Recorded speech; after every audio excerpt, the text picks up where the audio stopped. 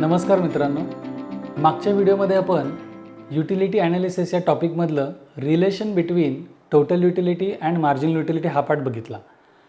आता ह्याच्यामध्ये आपण बघितलं की total utility increases at a diminishing rate because with the every additional consumption the marginal utility goes on diminishing. Marginal utility कमी कमी होत असल्यामुळे प्रत्येक ह्याच्यातनं जी काही ॲडिशनल युटिलिटी मिळते ती कमी होत असल्यामुळे टोटल युटिलिटी वाढते, इन्क्रीज होते, पण त्याचा रेट काय असतो, डिमिनिशिंग असतो किंवा कमी असतो.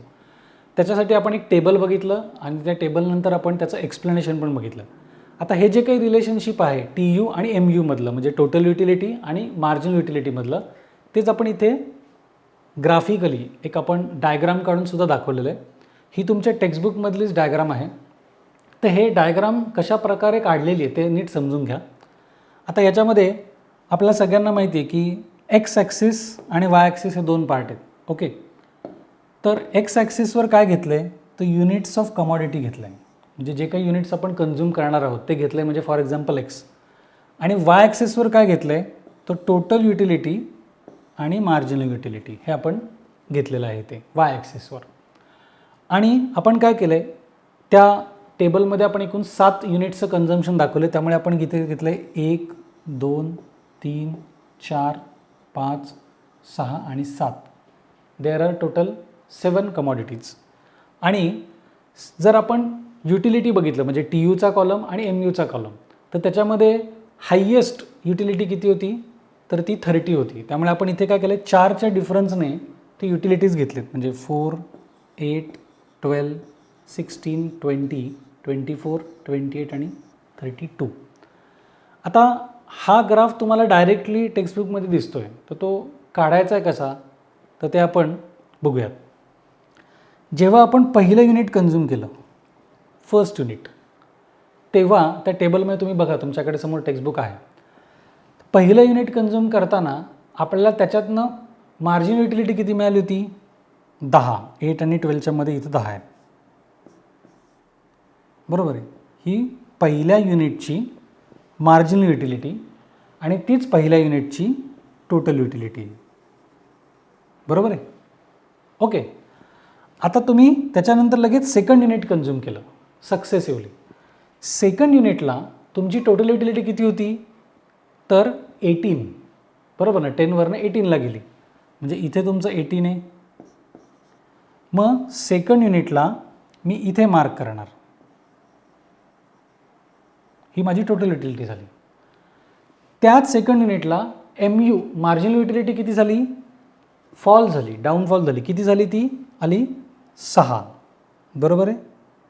ते आपण इथे घेतलं आहे 6. सॉरी, सेकंड याला आपलं झालं 8, आय एम सॉरी. त्यामुळे सेकंड याला झाले 8, ती आपण इथे मार्क करणार. ओके, त्यानंतर आपण तिसरं युनिट कन्झ्युम केलं लगेच सक्सेसिव्हली.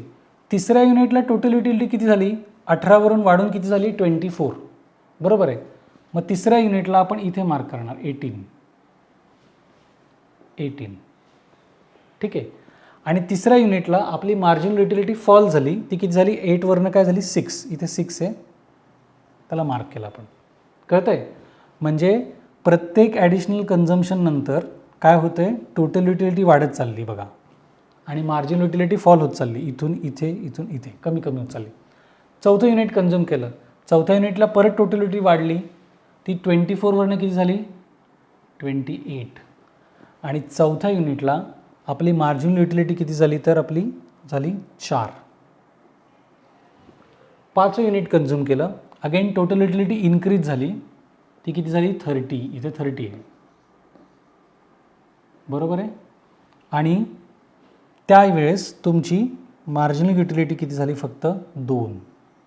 ओके, मग आता ही जी पहिली स्टेज आहे ही पुन्हा एकदा आपण नीट समजून घेऊयात ग्राफिकली.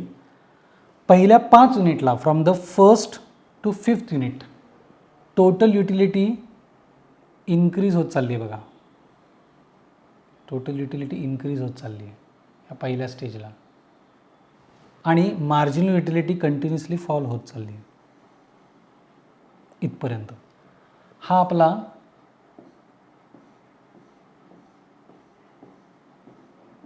पहिला सेक्शन झाला, बरोबर आहे, ज्याच्यामध्ये हे इन्क्रीजिंग आहे.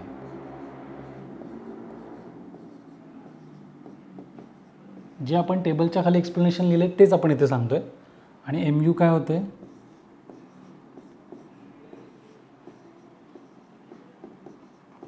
डिक्रीजिंग आहे. याच्या पुढे कन्झ्युम केलं 5व्या युनिट नंतर 6वं युनिट.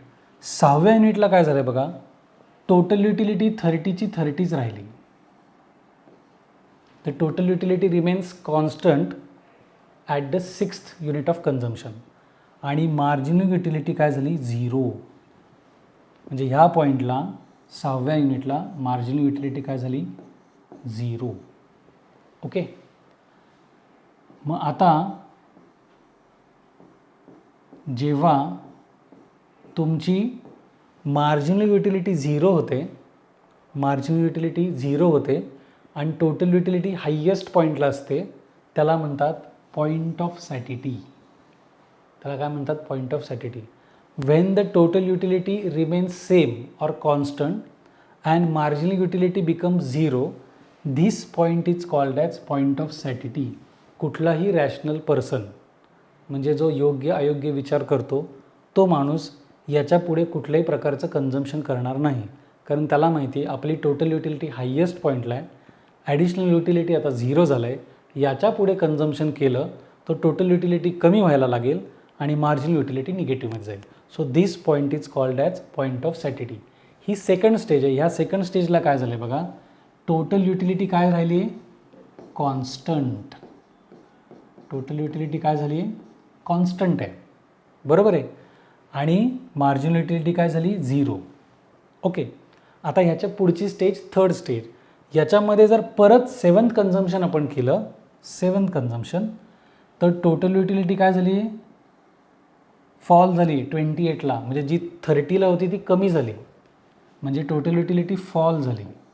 आणि मार्जिनल युटिलिटी काय झाली बघा, -2 या पॉईंटला. म्हणजे ही जी थर्ड स्टेज आहे, या थर्ड स्टेजला म्हणजे पॉईंट ऑफ सॅटिटी नंतर जर तुम्ही कन्झम्पशन केलं तर टोटल युटिलिटी काय होते, डिक्रीज होते, कमी होते,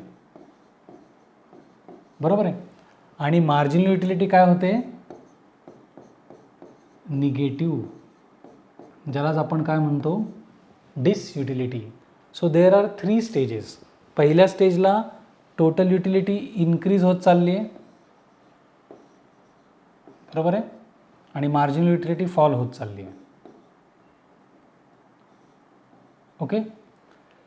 दुसऱ्या स्टेजला total utility constant same, marginal utility 0. तिसऱ्या स्टेजला टोटल युटिलिटी फॉल्स डाऊन आणि मार्जिनल युटिलिटी बिकम्स निगेटिव्ह. तर अशा प्रकारचं ही डायग्राम आपल्याला काढता यायला पाहिजे. हे लक्षात आलं सगळ्यांना. आता ह्याचं जे एक्सप्लेनेशन आहे ते आपण पुढे बघूयात. In the above diagram, x-axis shows number of units and y-axis shows the TU and MU. TU and MU are starts at the same point. म्हणजे जेव्हा पहिलं युनिट आपण कन्झ्युम करतो तेव्हा TU आणि MU एकाच पॉईंटला स्टार्ट झाले. TU curve slopes upward from left to right with every additional consumption. म्हणजे तो कर्व जर तुम्ही बघितला तर तो कसा आहे, असा आहे. So TU curve slopes upward from left to right. प्रत्येक ॲडिशनल कन्झम्पशन नंतर तो कर्व पुढे पुढे वाढत गेलेला आहे. टिल 5th युनिट, 5व्या युनिटपर्यंत तो इन्क्रीजिंग ट्रेंडमध्ये किंवा अपवर्ड ट्रेंडमध्ये. It means it shows upward trend up to 5th unit.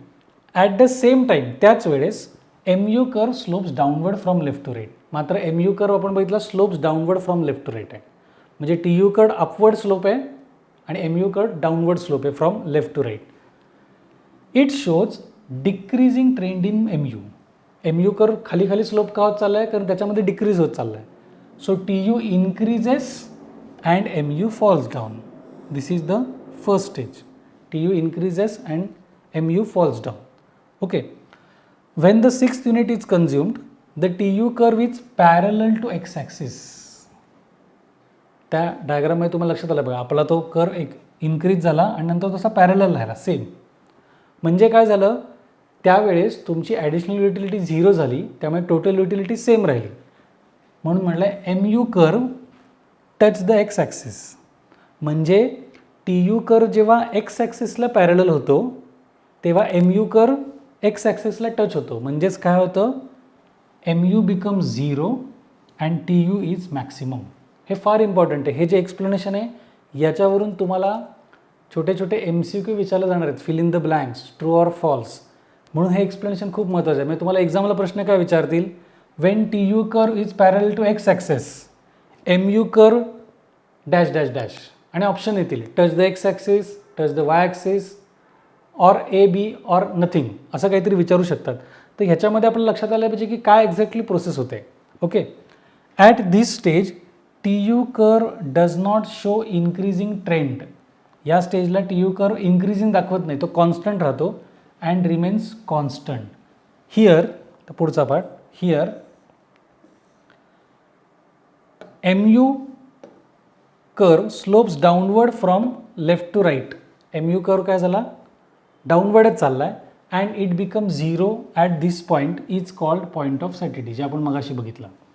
जेव्हा एम यू कर्व जो आहे तो एक्स ॲक्सिसला टच करतो म्हणजेच एम यू 0 होतो आणि टोटल युटिलिटी कर्व हायेस्ट पॉईंटला असतो, त्याला काय म्हणतात, पॉईंट ऑफ सॅटिटी. फर्दर त्याच्या पुढे with the 7th unit of consumption T U curve falls down from left to right showing the decreasing trend. 7व्या कर्वला आपण बघितलं, हा असा इन्क्रीजिंग ट्रेंड होता, मग कॉन्स्टंट होता. 7व्यानंतर तो डाऊनफॉल झाला, बरोबर आहे. इथे काय झालं होतं, हा डाऊन झाला, इथे 0ला टच केलं आहे त्याने एक्स ॲक्सेसला, बरोबर आहे. ही अशी आपली साधारणतः डायग्राम होती. तर हा आपला पॉईंट ऑफ सॅटिटी आला. याच्या पुढे जर आपण कन्झ्युम केलं तर टोटल युटिलिटी कर्व फॉल झाला आहे आणि हा जो एम यू कर्व आहे तो निगेटिव्ह रिजनमध्ये गेला आहे. म्हणून म्हणलं M U enters into negative region resulting into डिसयुटिलिटी.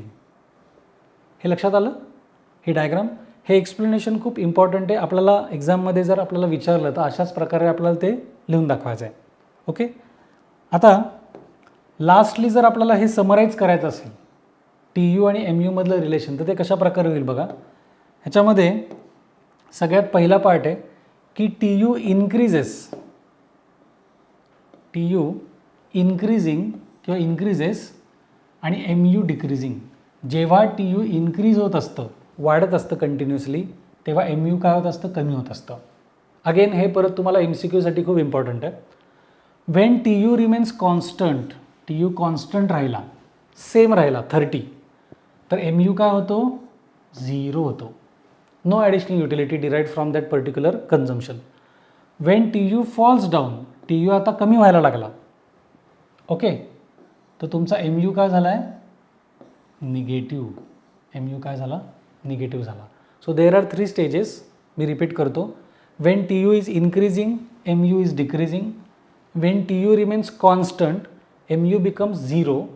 आणि when T U falls down, total utility कमी व्हायला लागली, तर मार्जिनल युटिलिटी बिकम्स निगेटिव्ह, ते निगेटिव्ह होतं. It means T U shows increasing, constant and decreasing trend. T यूमध्ये आपल्याला 3 trend दिसतात, इन्क्रीजिंग वाढणारा, कॉन्स्टंट आणि decreasing trend. Whereas M U shows decreasing trend, continuously decrease होत होतं अँड इट बिकम 0. एका पॉईंटला तो 0 होतो आणि त्याच्या पुढे तो निगेटिव्ह होतो. म्हणजे मार्जिन युटिलिटी डिक्रीजिंग, 0 आणि negative. Total utility increasing, constant आणि डिक्रीजिंग. मार्जिन युटिलिटी 0 होऊ शकते, निगेटिव्ह होऊ शकते, पण टोटल युटिलिटी कधीच 0 किंवा निगेटिव्ह होत नाही. तर हे एक्सप्लेनेशन लक्षात आलं तुम्हाला. या एक्सप्लेनेशनमध्ये तुम्हाला काही डाऊट्स असतील तर तुम्ही नक्की तुमच्या कमेंट बॉक्समध्ये कळवा किंवा मला डायरेक्टली मेसेज करा. आपण ते तुम्हाला ते पुन्हा एकदा एक्सप्लेन करू. हा व्हिडिओ तुम्हाला आवडला असेल तर तुम्ही नक्की लाईक करा, तुमच्या फ्रेंड्सला शेअर करा, सबस्क्राईब करा आणि तुमच्या कमेंट्स नक्की कळवा. त्याचबरोबर जे बेल आयकॉन दिलेलं आहे ते पण क्लिक करा, जेणेकरून आपण आपले नवीन व्हिडिओज अपलोड्स केले तर तुम्हाला त्याचं इंटिमेशन येईल. व्हिडिओच्या शेवटी खाली आपण एक लिंक दिली आहे, त्या लिंकवर तुम्ही क्लिक केलं तर तुम्ही आपल्या पोर्टलला जाणार. त्या पोर्टलच्या ठिकाणी आपण हा जो 12th इकॉनॉमिक्स टोटल सब्जेक्ट आहे तो अशाच प्रकारे रेकॉर्डिंग करून खूप नॉमिनल फीजमध्ये सगळ्यांसाठी अवेलेबल करून दिला आहे. सो प्लीज सगळ्यांनी त्या लिंकला क्लिक करा आणि एनरोल नक्की करा.